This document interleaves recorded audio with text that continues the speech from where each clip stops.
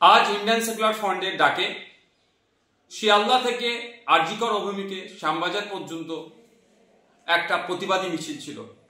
আরজিকর কাণ্ডে ব্যর্থ এবং প্রিয়াঙ্কা হাসদার খুনিদের গ্রেফতার করতে ব্যর্থ, পুলিশি অরাজকতা, পুলিশি নির্যাতনের খুন, স্বাস্থ্য ব্যবস্থায় যে তলানিতে চলে গিয়েছে, আইন শৃঙ্খলা রক্ষা করতে ব্যর্থ রাজ্যের পুলিশ মন্ত্রী ও রাজ্যের স্বাস্থ্যমন্ত্রীর পদত্যাগের দাবি নিয়ে আমরা এক প্রতিবাদী মিছিলের ডাক দিয়েছিলাম।